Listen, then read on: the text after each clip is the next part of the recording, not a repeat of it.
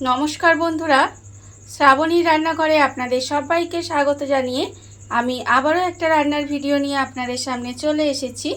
আজকের আমি আপনাদের কাবলি ছোলা দিয়ে একটা অসাধারণ রেসিপি বানিয়ে দেখাবো। আশা করি আপনাদের ভালো লাগবে।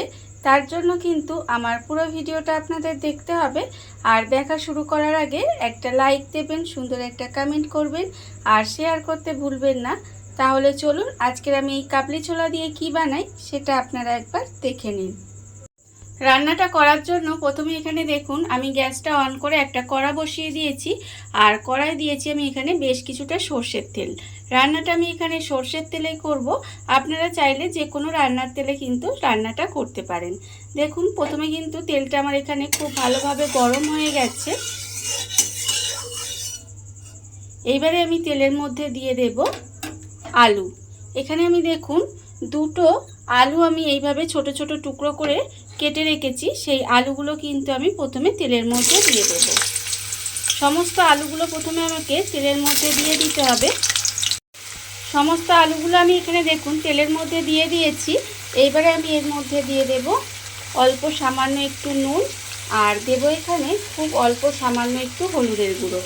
এই নুন আর হলুদ গুঁড়োটা দিয়ে প্রথমে কিন্তু আলুগুলোকে খুব ভালোভাবে ভেজে নিতে হবে।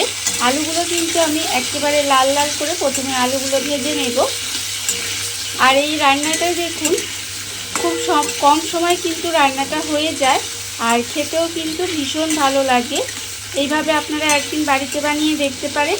এটা আপনারা রুটি, লুচি, পরোটা যে কোনো কিছুর সাথে খেতে পারেন। খেতে কিন্তু অসম্ভব সুন্দর লাগে। দেখুন আমি কিন্তু প্রথমে আলুগুলো এবারে লাল লাল করে ভেজে নেব। আর প্রতিদিনের মতো আপনাদের একটা কথা বলি যে আমার ভিডিওটা আপনারা টেনে টেনে দেখবেন না, পুরো ভিডিওটা দেখুন, আশা করি আপনাদের ভালো লাগবে। দেখুন এবারে কিন্তু আমি আলুটা প্রথমে ভেজে নেব। আলুটা আমার এখানে দেখুন লাল লাল করে ভাজা হয়ে গেছে। আলুটা কিন্তু আমি এখানে লাল করে ভেজে নিয়েছি। এবারে আমি আলুটা আলাদা করে তুলে রেখে দেব। আলুটাকে প্রথমে আমার আলাদা করে তুলে রেখে দিতে হবে। আলুটা আমি এখানে দেখুন আলাদা করে ভেজে তুলে রেখে দিয়েছি। এবারে আমি রান্নাটা ওই তেলের মধ্যেই করব। তার জন্য আমি প্রথমে দেব একটা তেজপাতা, আর দেব আমি এর মধ্যে অল্প সামান্য একটু গোটা গরম মশলা। অল্প একটু গোটা গরম মশলা ফোড়ন দিলাম, দিয়ে ফোড়নটা একটু ভেজে নেব। তেজপাতা আর গোটা গরম মশলাটা একটু তেলের মধ্যে নেড়ে ভেজে নিতে হবে। এবারে আমি এর মধ্যে দিয়ে দেব দেখুন পেঁয়াজ কুচি। এখানে আমি একটা বড় সাইজের পেঁয়াজ এইভাবে কুচি করে রেখেছি, সেই পেঁয়াজটা আমি এর মধ্যে দিয়ে দিলাম। পেঁয়াজটা আমি এর মধ্যে দিয়ে দিয়েছি। দিয়ে পেঁয়াজটাকে প্রথমে খুব ভালোভাবে একটু ভেজে নেব। দেখুন পেঁয়াজটা কিন্তু এখানে খুব ভালোভাবে একটু ভেজে নিতে হবে। পেঁয়াজটা আমার এখানে দেখুন খুব ভালোভাবে লাল করে ভাজা হয়ে গেছে। পেঁয়াজটা কিন্তু আমি এখানে ভালোভাবে লাল করে ভেজে নিয়েছি। এবারে আমি এর মধ্যে দিয়ে দেব গ্রেট করা রসুন। এখানে আমার 1 চামচ মতো গ্রেট করা রসুন আছে, সেই রসুনটা আমি এর মধ্যে দিয়ে দিলাম। দিয়ে রসুনটাও কিন্তু একটু হালকা করে ভেজে নিতে হবে, যাতে রসুনের যে একটা কাঁচা গন্ধ থাকে সেটা চলে যায়। খুব বেশি সময় ধরে ভাজার দরকার নেই, জাস্ট অল্প একটু সময় রসুনটা ভেজে নিলেই দেখবেন যে রসুনের একটা কাঁচা গন্ধ থাকে সেটা চলে যায়। দেখুন রসুনটা কিন্তু আমার এখানে ভাজা হয়ে গেছে। এইবারে আমি এর মধ্যে দিয়ে দেব টমেটো। এখানে একটা মাঝারি সাইজের টমেটো আমি এইভাবে কুচি করে রেখেছি, সেই টমেটোটাও আমি এর মধ্যে দিয়ে দিলাম। দিয়ে এইভাবে একটু রান্না করে নেব। টমেটোটা দিয়েও কিন্তু আমি দেখুন এইভাবে 1 মিনিট মতো একটু রান্না করে নিয়েছিলাম। এইবার আমি এর মধ্যে দিয়ে দেব গুঁড়ো মশলা। গুঁড়ো মশলার মধ্যে আমার এখানে আছে দেখুন আন্দাজ মতো নুন, 1/2 চামচ হলুদের গুঁড়ো, 1/2 চামচ লঙ্কার গুঁড়ো, 1/2 চামচ জিরের গুঁড়ো, 1/2 চামচ ধনের গুঁড়ো আছে আমার এখানে, 1/2 চামচ কাশ্মীরি লঙ্কার গুঁড়ো, আর স্বাদ অনুযায়ী অল্প সামান্য একটু চিনি। ঝালটা আপনারা কতটা খাবেন সেটা বুঝে কিন্তু লঙ্কা গুঁড়োটা ব্যবহার করবেন। এবার আমি এর মধ্যে অল্প সামান্য একটু জল দিয়ে দিলাম।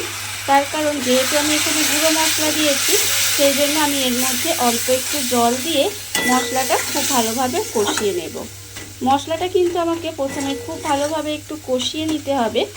যতক্ষণ না পর্যন্ত মশলা থেকে তেলটা ছেড়ে দেয় ততক্ষণ পর্যন্ত কিন্তু মশলাটা আমি খুব ভালোভাবে কষিয়ে নেব। মশলাটা আমি এখানে দেখুন খুব ভালোভাবে কষিয়ে নিয়েছি। মশলাটা কিন্তু এখানে কষানো হয়ে গেছে, মশলা থেকে তেলটাও ছেড়ে দিয়েছে। এবারে আমি এর মধ্যে দিয়ে দেব আদা। এখানে আমি 1 চামচের মতো আদা গ্রেট করে রেখেছি, সেই আদাটাও এখানে দিয়ে দিলাম। দিয়ে আদাটা দিয়েও কিন্তু একটু এইভাবে রান্না করে নেব, মানে একটু কষিয়ে নিতে হবে। আদাটা আমি একটু পরে দিলাম, তার কারণ দেখবেন অনেক সময় হয় আদাটা দিয়ে যদি বেশি কষানো হয় তাহলে কিন্তু রান্নাটা একটু ফুটফুটে হয়ে যায়। সেই জন্য আদাটা যদি এই সময় দেওয়া হয়, মানে একটু পরে দেওয়া হয়, তাহলে দেখবেন এই তিতকুটি হওয়ার ভয়টা থাকে না। দেখুন এবার আদাটা দিয়ে একটু জাস্ট খুব ভালোভাবে মিশিয়ে কষিয়ে নিলাম। এবারে আমি এর মধ্যে দিয়ে দেব কাবলি ছোলা। এখানে আমি কাবলি ছোলাটা প্রায় 5 থেকে 6 ঘন্টা মতো ভিজিয়ে রেখে দিয়েছিলাম। সেই কাবলি ছোলাটা আমি এখানে ধুয়ে পরিষ্কার করে রেখেছি, এটা আমি এর মধ্যে দিয়ে দিলাম। দিয়ে খুব ভালোভাবে মিশিয়ে নেব।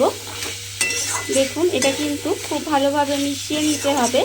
আর এই সময় আমি এর মধ্যে দিয়ে দেব, দেখুন এখানে আমি রেখেছি ছোট ছোট সয়াবিন। এখানে এইভাবে ছোট ছোট সয়াবিনটা এটাও কিন্তু আমি জলের মধ্যে ভিজিয়ে রেখে দিয়েছিলাম, তারপরে জলটা কিন্তু চেপে নিয়েছি। সেই সয়াবিনটাও আমি এখানে দিয়ে দিলাম। দিয়ে মশলার সঙ্গে এই দুটোকে খুব ভালোভাবে প্রথমে একটু কষিয়ে রান্না করে নেব। এইভাবে আপনারা এই ছোট সয়াবিনের সঙ্গে কাবলি ছোলা দিয়ে একবার রান্না করে দেখবেন, খেতে কিন্তু অসম্ভব সুন্দর হয়। দেখুন এবারে কিন্তু আমাকে মশলার সঙ্গে সমস্ত কিছু খুব ভালোভাবে একটু কষিয়ে নিতে হবে। মশলার সঙ্গে কাবলি ছোলা আর সয়াবিনটা দিয়ে দেখুন খুব ভালোভাবে একটু কষিয়ে নিয়েছি। এইভাবে আমি 3 থেকে 4 মিনিট মতো একটু রান্না করে নিয়েছি।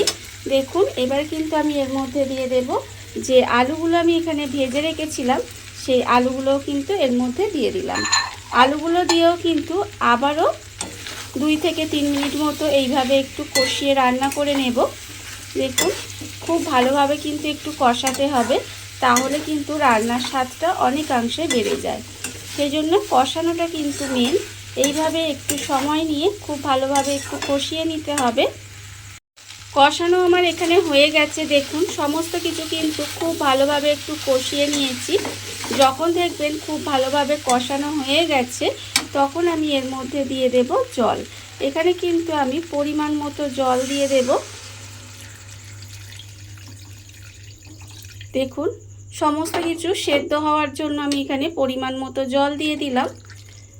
দিয়ে এইভাবে একটু ঢাকা দিয়ে রান্না হতে দেব, যাতে সব কিছু খুব ভালোভাবে সেদ্ধ হয়ে যায়। দেখুন এইভাবে কিন্তু একটু ঢাকা দিয়ে রান্না হতে দিতে হবে। গ্যাসটা লোতে দিয়ে ঢাকা দিয়ে দেখুন আমি কিন্তু এইভাবে বেশ কিছুক্ষণ রান্না করে নিয়েছিলাম। এর ফলে দেখুন কাবলি ছোলা আলু সমস্ত কিছু কিন্তু খুব ভালোভাবে সেদ্ধ হয়ে গেছে, আপনারা দেখতেই পাচ্ছেন। দেখুন এটা কিন্তু খুব সুন্দরভাবে সেদ্ধ হয়ে গেছে আর রান্নাটা কিন্তু আমার এখানে হয়েই এসেছে। এইবারে আমি নামানোর আগে এর মধ্যে দিয়ে দেব, যেহেতু আমি গোটা গরম মশলা ফোড়নে দিয়েছিলাম সেই জন্য অল্প সামান্য একটু গরম মশলা গুঁড়ো লাস্টে দিয়ে দিলাম।